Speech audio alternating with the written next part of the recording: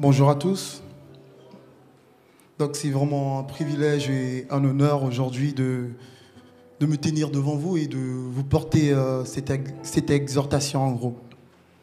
Et dans cette semaine si particulière, et cette semaine qui est intitulée la semaine de la miséricorde, en cette semaine, Dieu, il veut faire manifester sa miséricorde dans nos vies. Dieu a un vif désir, il a un vif désir d'accomplir quelque chose de nouveau. Il a un vif désir de nous faire du bien, de manifester sa grâce. Il a un vif désir de manifester son bien dans ta vie, dans ta famille, au milieu de tes entreprises, de ton travail. Dieu a un vif désir de manifester sa bonté aujourd'hui dans ta vie.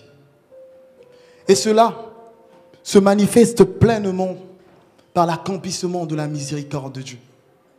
Et dans cette semaine de miséricorde, cela est propice. Propice pour que tu puisses recevoir ta miséricorde. Propice pour que Dieu puisse faire quelque chose de nouveau. Mais très souvent, le positionnement de nos vies, très souvent, nous nous trouvons dans un positionnement ou dans un état d'esprit ou de cœur qui bloque l'accès à la miséricorde de Dieu, qui bloque la manifestation de la miséricorde de Dieu. Peut-être chez toi, en ce lieu, en ce moment que je te parle, peut-être c'est ta pensée tellement cartésienne sur la logique et la raison de te dire qu'aujourd'hui, il y a la cruauté dans le monde, il y a des guerres, il y a des tremblements de terre, il y a la famine et autres. Et tu te dis tellement que ce qui se passe, si Dieu est vivant, où est cette miséricorde? Où est cette grâce que l'Église est en train de dire? Et cela te bloque l'accès à recevoir cette miséricorde. Peut-être en ce lieu que je parle, c'est un défi quotidien, un problème de physique, un problème de santé qui est là dans ton quotidien. Et tu as prié pour ça, rien ne se passe. Peut-être c'est un défi financier à cause du chômage qui est là depuis fort longtemps. Et tu pries pour ça, rien ne se passe. Et tu dis, où est la miséricorde de Dieu? Peut-être en ce moment même, c'est un autre défi. Un défi de solitude que tu passes dans ton quotidien. Et cette solitude te ronge, il te ronge d'intérieur. Cette solitude, tu n'arrives plus. Tu as envie d'avancer avec Dieu, mais accompagné de quelqu'un qui te soutient. Et à cause de cette solitude, et à cause des situations, tu commences à te dire que peut-être la miséricorde de Dieu n'est pas pour toi. Peut-être cette miséricorde, elle ne peut pas se manifester dans ta vie. Peut-être que cette miséricorde, oui, Dieu ne veut pas le faire dans ton existence.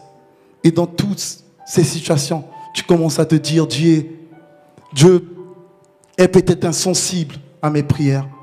Dieu est indifférent devant mes besoins, indifférent devant mes problématiques, indifférent dans ce que moi je vis, dans ma réalité. Parce que je vois la souffrance de près. Je vois cette souffrance me hanter jour après jour. Où est cet Dieu?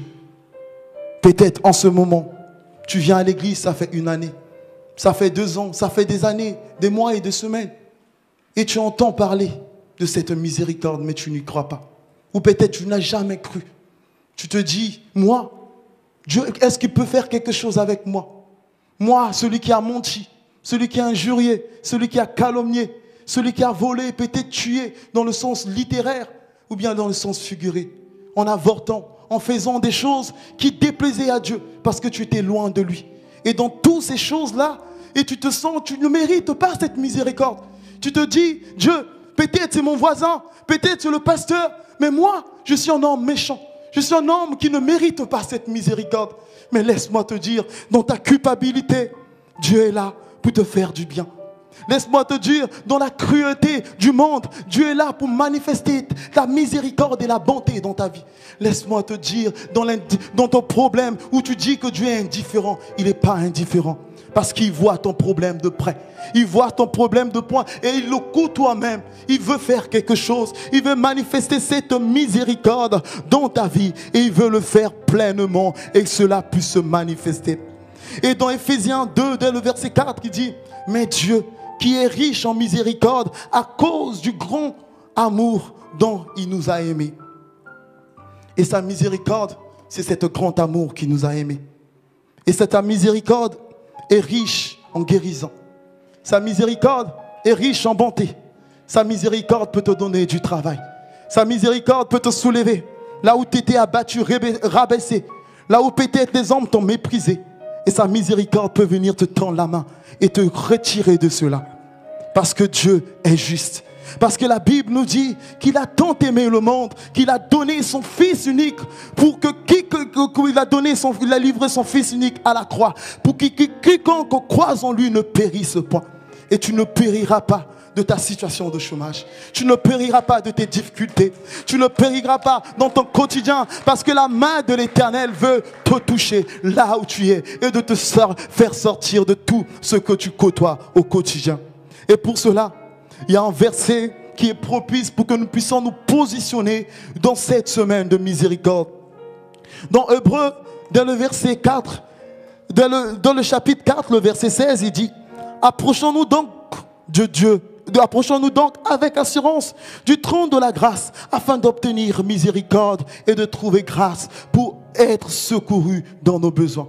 Et cet après-midi, je te dis, cette semaine nouvelle qui commence, c'est une opportunité, oui, nouvelle qui s'ouvre à toi.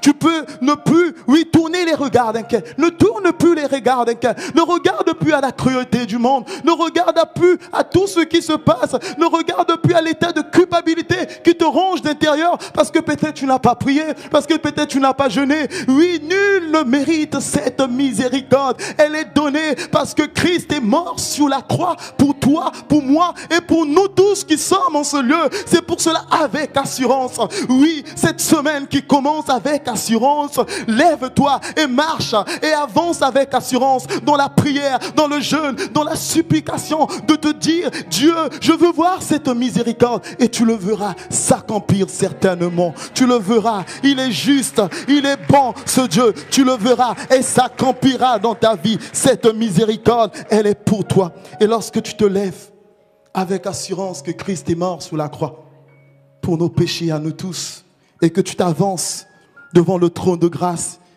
la Bible nous dit, pour être secouru dans nos besoins. Et ce besoin qui était dans ton quotidien, qui te tourmentait et qui te poussait à dire que Dieu était indifférent, ce besoin va s'évaporer comme du vent, parce que la présence de Dieu viendra au secours de ta vie.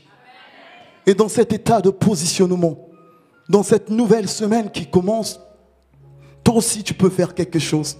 Parce que la Bible dit, oui, dans Luc 6, dès le verset 36, soyez miséricorde comme Dieu l'est. Et cette semaine qui commence, je t'encourage, va vers quelqu'un qui t'a fait du mal, va vers quelqu'un qui t'a méprisé, qui a mal parlé de toi, va dire que je te pardonne. Recommençons à zéro, parce que Dieu nous a aimés pour que nous puissions nous aimer les uns les autres.